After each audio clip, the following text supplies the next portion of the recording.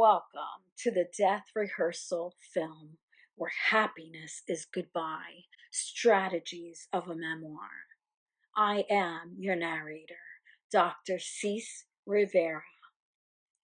There is a moment, a quiet, almost imperceptible moment when you feel life slipping away. Not suddenly, not violently, but gently, persistently, as if your spirit is rising and your body is reluctantly following. I reached that moment.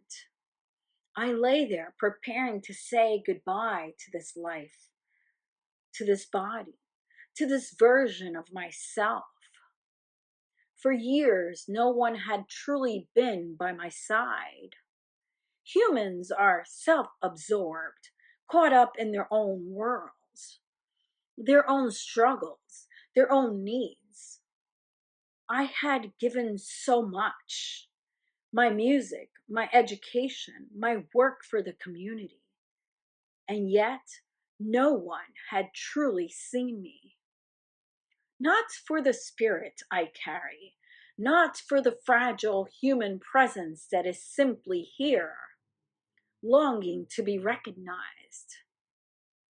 And then there was my son, the only person who in that moment could hold the truth of me.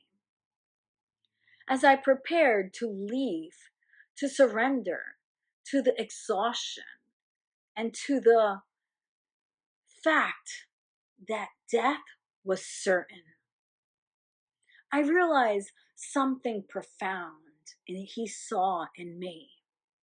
Not the mother, not the provider, not the achiever. The me, the human, the spirit, the one quietly saying goodbye. And in that seeing, something shifted. He looked into my sobbing eyes and said, "Ma, I see you. I need you. Please don't go yet." I realized that this was not just about him being my son, a kid I was looking at, lost, powerless, and helpless without his mother, needing me. And I knew in my heart that if I truly let go now, I would leave him adrift. I whispered, "I will do my best to stay in this body. I love you. I will do what I can. But we don't make promises here in this body. You understand?" And in that instant, the weight of years of being unseen, unnoticed, and unacknowledged lifted, replaced by a fragile, sacred recognition. He saw me. I saw him. And in that mutual witnessing, life, with all its fragility, responsibility, and love, became undeniable. The pain of living unseen is deep. It is isolating. But to be truly seen, not for what you do, not for what you achieve, but simply for who you are, is transformative.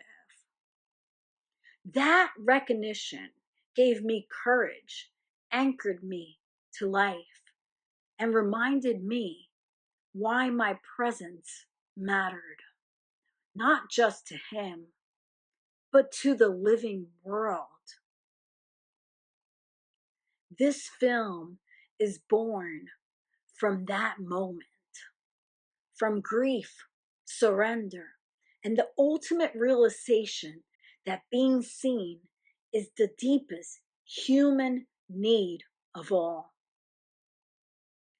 I trust that through these pages, you can feel what it is to be seen and witnessed in these chapters, to be recognized and to be discovered, that even in the moments when life seems to slip away, there is love, presence, and profound meaning waiting to hold you. I was sick, not the kind of sick that passes with tea, sleep, or even medicine, but the kind that lingers in your bones, that steals your strength and whispers to you that maybe this is the end. My body ached in ways I couldn't explain. My mind was fogged, and my spirit felt heavy with a silence that was almost comforting. I showered over and over that day, not out of habit, but out of desperation. I thought maybe the water could rinse away the exhaustion pressing down on me. Maybe it could strip me of the weight I had been carrying too long. Each time I stood under the rushing water, I felt like I was preparing myself, cleansing, surrendering, almost baptizing myself into an ending. With each rinse, the thought grew louder. Maybe this is the last time. Maybe after this, I can finally rest. There was no fear in me. There was this strange part. I wasn't anxious or panicked. I wasn't clinging to life. I felt a quiet peace, the kind that comes when you've been fighting for so long and you finally put down your weapons. But under that peace was a sadness that ached so deeply it hollowed in my chest. I wasn't afraid of leaving the world.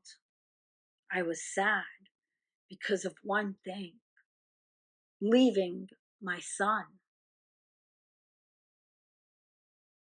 The only reason I had held on this long.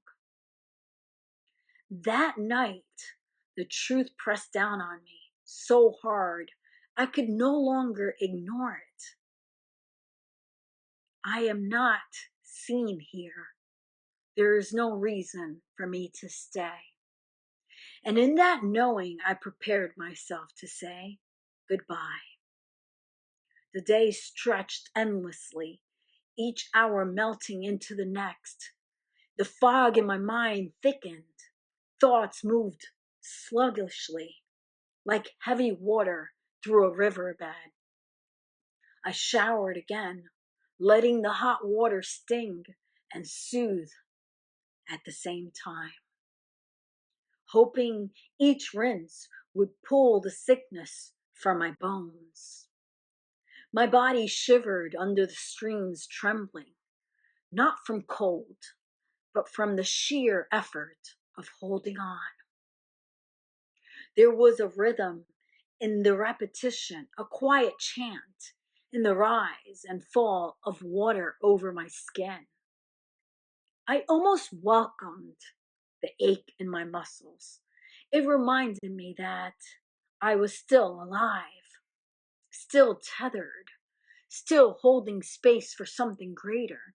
And yet the sickness was relentless, pressing deeper with each passing moment. Death was not sudden here. It came like a shadow brushing softly at the edges of perception, gentle yet undeniable.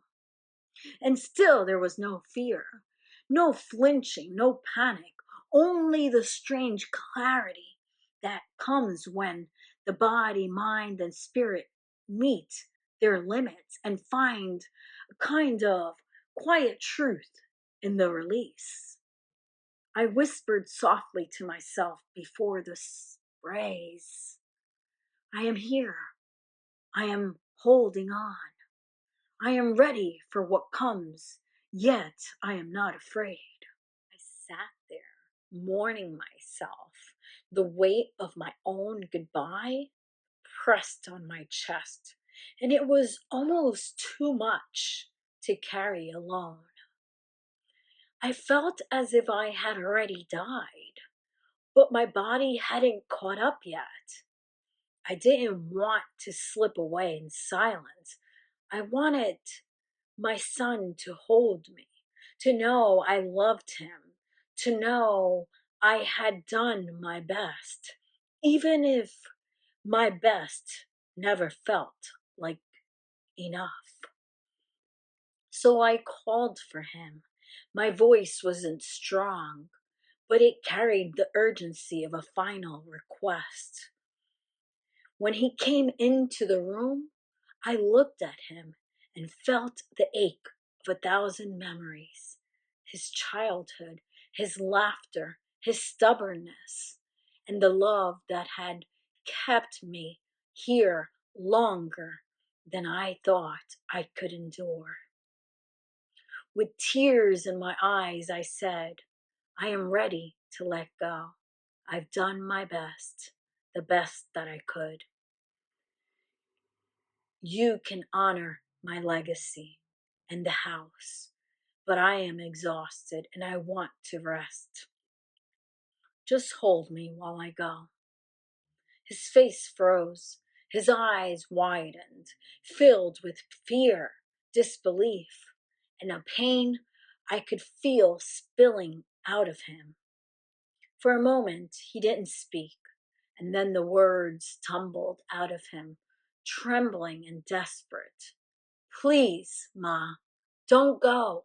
I am not ready. I still need you. I wouldn't know what to do without you. I closed my eyes, already half drifting into surrender, and whispered, It's time for you to fly. Get your license, become a pilot, fly high in the skies. I will always be with you, but you can't keep living like this, standing still, doing nothing. Time is passing by, and you're letting it slip away. He shook his head quickly, tears forming. I just like to be alone, he muttered, his voice breaking, and then louder roar. But I care, Ma, I love you. I see you. His eyes search mine, and for the first time in a long time, I felt him really look into me. I'm sorry you thought I didn't see you, he whispered. I do. I see you now. The words pierced into me like a key unlocking a door I had almost given up on. And yet the heaviness still pulled at me. I whispered back, Yes, I am ready, and so are you. That's when his voice broke into a scream.